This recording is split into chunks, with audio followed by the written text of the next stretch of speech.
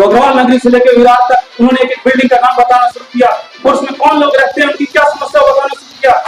Challenge देता कोई भी उम्मीदवार को, लेकिन जिन्होंने अपना नॉमिनेशन भराया नाला सुपारा के लिए संदीप पांडे जी के सामने आके सामना कर लीजिए। बताइए किस बिल्डिंग में कौन सा आदमी क्या तकलीफ है।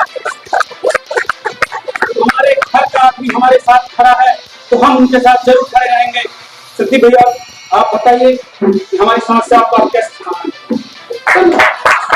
दिवाली बीत गई लेकिन दिवाली आज भी है और मैं आप लोग को बताना चाहता हूँ, अनिल जी को बताना चाहता हूँ कि हम कमजोर नहीं, हम देश को भी दिवाली मनाएंगे।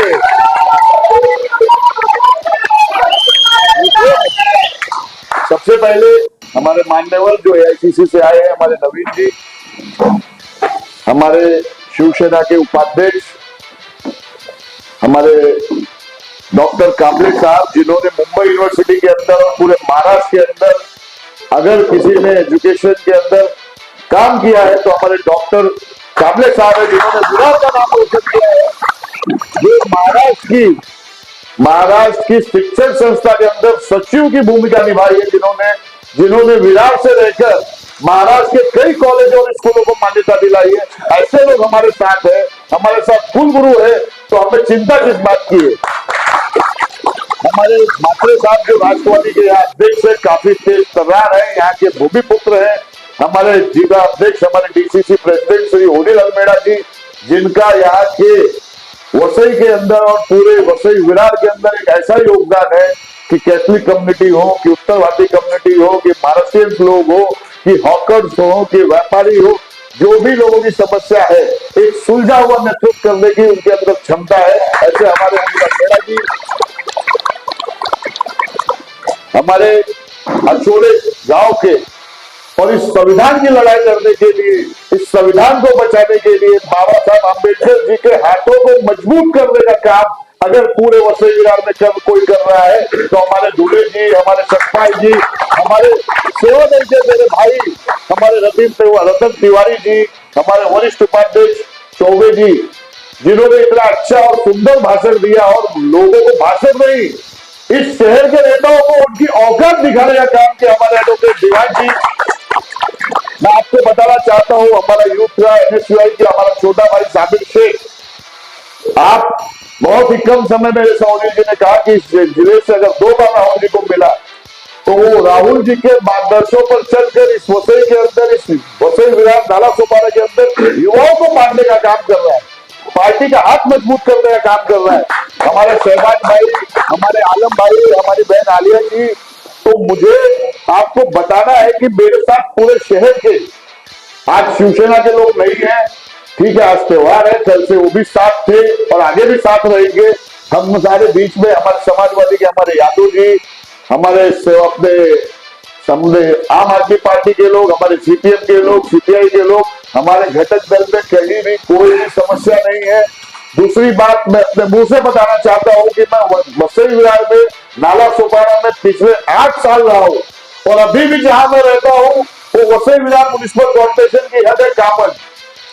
मैं अभी भी इसी शहर का, इसी महानगर पालिका का रहिवासी हूं। अब आते हैं इस शहर के मुद्दों पे, जैसे तिवारी जी ने कहा, सतपाल जी ने कहा, ओनिल जी ने कहा, सबसे पहले हमें इस शहर की मूलभूत सुविधा, कोई भी पार्टी हमारा लाइट बंद करे या रास्ता रोक ले, इस संदीप पांडे रुकने वाला नहीं है। आज से विरार वालों को बताना चाहता हूँ, इस संदीप पांडे को अगर नाना पटोले जी ने और कांग्रेस पार्टी ने भेजा है तो कांग्रेस का एक सिपाही आंदोलन जी भी है। महाविकास आघाड़ी के लोग, आदरणीय श्री हिंदू समाज, बाला साहेब ठाकरे को मानने वाले लोग हैं, बाला साहेब ठाकरे जी के सिद्धांतों पर चलने वाले लोग हैं। हम किसी से भी आई भाई से डरने वाले लोग नहीं है। इस शहर के विकास के लिए, इस शहर की जनता की आवाज के लिए कांग्रेस पार्टी हमेशा लड़ी है और आगे भी लड़ेगी। रही बात, आप रास्ता बंद कर दो, आप ऑफिस मत दिलाओ, अरे कांग्रेसियों को सड़क पर चलने से रोक लोगे क्या?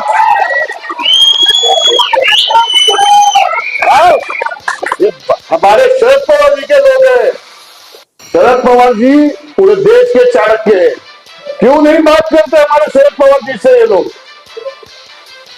आप ईडी का डर दिखाइए या सीबीआई का डर दिखाइए, कांग्रेस का कार्यकर्ता, महाविकास आघाड़ी का कार्यकर्ता कहीं डरने और समझौता करने वाला नहीं है।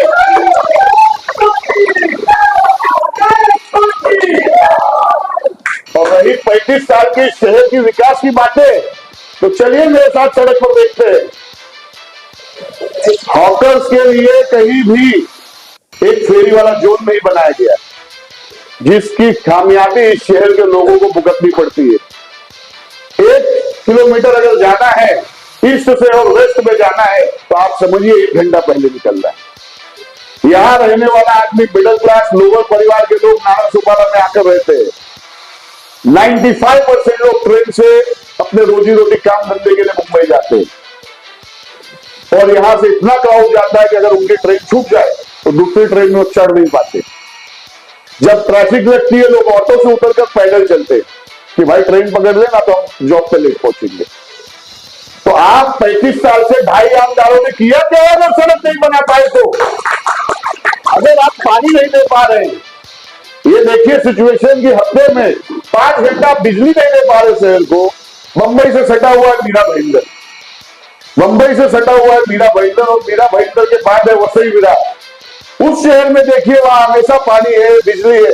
इस शहर के नेता क्या कर रहे हैं, मैं आप लोगों के चैनल के माध्यम से उनसे पूछना चाहता हूं। आज आपने इतना बड़ा मुस्लिम समाज इस शहर में रहता है, क्रिश्चियन समाज इस शहर में रहता है, आपने दफन भूमि नहीं दी इस शहर को। महानगर पालिका बने कई वर्ष हो गए।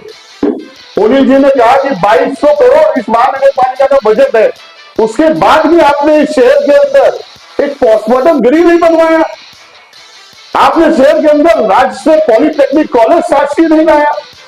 आपने इस शहर के अंदर 100, 110, 200 बेड के सरकारी अस्पताल का निर्माण नहीं किया। आप किस विकास की बात कर रहे हैं?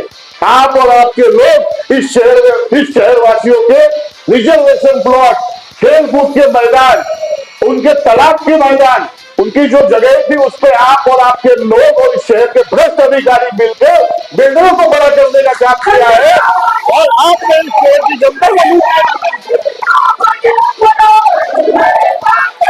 मैं ज्यादा बात नहीं करूंगा क्योंकि आगे भी कई कार्यक्रम है। 2 दिन बाद जो प्रेस करेंगे, चुनाव के समय बैठेंगे, उस समय हमारे मैनिफेस्टो, हमारे वचननामा हम शहर को देने वाले हैं। यहाँ की क्या क्या मूलभूत सुविधाएं हैं जो इस शहर के नेता नहीं कर पा रहे हैं, उसे सुविधाओं को लाने का काम कांग्रेस पार्टी और महाविकास आघाड़ी करेगी। इसका मैं आप लोगों को वचन देता हूं, और आप लोगों से यही कहता हूं कि आपस में एक हो जाइए। आने वाले कॉर्पोरेशन में भी हमको महाविकास आघाड़ी को यहाँ लाना है, आपको इंडिया एयरलाइंस को यहाँ लाना है, तो आप सबको एक होकर काम करना पड़ेगा। ठीक है, मैं उत्तर भारतीय हूं, लेकिन उत्तर भारतीय के साथ साथ महाराष्ट्रीय, SC ST, minority, Gujarati, Marwari, Catholic, Bengali सब हमारे साथ है। हमें सबको लेकर चलना है। हमें सबको इंडिया एयरलाइंस मतलब क्या है? हम सब 10 संभाव को मानने वाले लोग हैं, हम गंगा जमुनी तहजीब को मानने वाले लोग हैं। हम कभी जात पात धर्म की बात नहीं करते हैं। आप इतिहास उठा के देख लीजिए, हमारी पार्टी ने बलिदान दिया इस देश के लिए। हम राहुल जी के सिपाही हैं, राहुल जी के सिपाही हैं, गांधी परिवार के सिपाही हैं। हमारे नेताओं ने अपने प्राण की आहुति दी इस देश के लिए। इस वसई विरार के विकास के लिए कांग्रेस हर हद तक उतरेगी और लोगों के बीच जाकर उन्हें समझाएगी कि आपने 35 साल इन्हें चुना, 5 साल हमें मौका दीजिए और देखिए हमारा विकास किस तरह आपको। और आप लोगों को फिर से मैं दिवाली की और भाव बीज की हार्दिक शुभकामना देता हूँ। मेरी बहनों को मैं बताना चाहता हूँ भाव बीज के दिन कि लाडली बहन के नाम पर सिर्फ लोगों को इस्तेमाल किया जा रहा है। आपके खाते में पैसे डालते हैं, लेकिन आपके दूध, दही, राशन, आटे से आपसे 4 गुना GST ली जा रही है। अगर आपको बहनों की चिंता है तो उन्हें रोजगार मुहैया कराइए। इस चुनाव में आकर लोगों को गुमराह करके उनके अकाउंट में पैसे डालकर आप उन्हें कंफ्यूज मत करिए। आप धर्म की बात मत करिए, आप बहनों की बात करके उन्हें गुमराह मत करिए। ये सारी बहनें समझदार है, आने वाले समय में उद्योगी का हाथ मजबूत करेंगी। महाराष्ट्र के अंदर महाराष्ट्र में महाविकास आघाड़ी का हाथ मजबूत करेंगे। आप सब लगिए काम पर, और हमें पता है कि महाराष्ट्र के अंदर जिस तरह से बेरोजगारी बढ़ रही है, जिस तरह से किसानों की हत्या हो रही है, जिस तरह से रोजगार खत्म हो जा रहे हैं, जिस तरह से सारी चीजों को प्राइवेटाइजेशन कर दिया जा रहा है, ये हमारे और आपके बच्चों के भविष्य के साथ खिलवाड़ करने का काम इस राज्य की और इस राज्य सरकार कर रही है। हम आने के बाद शासन के अंदर किस तरह से शासन को चलाना है, उसकी भी नीति हमारे अध्यक्ष जी हम लोगों की बैठ के बात हुई है। आने वाले समय में हमारे पार्टी के माध्यम से आप लोगों को उसकी भी जानकारी दी जाएगी। मैं आपसे हाथ जोड़कर यही विनती करता हूं, आप सब एक हो जाइए और उद्धव साहब के हाथ को, शरद पवार जी के हाथ को, नाना पटोले जी के हाथ को, हमारे अखिलेश भैया के हाथ को, केजरीवाल जी को, हमारे सीपीएम के नेताओं को, सबको मजबूत करने का काम आप करिए। क्योंकि इस देश को अगर कोई चलाएगा तो इंडिया अलायंस के ही नेता चलाएंगे। बस मैं आप लोगों को धन्यवाद करता हूं और वापस आप लोग एक बार बुलाने पे हमारे लिए आए, मुझे प्रेम किए, यही प्रेम बनाए रखिए। आप लोग को तहे दिल से धन्यवाद।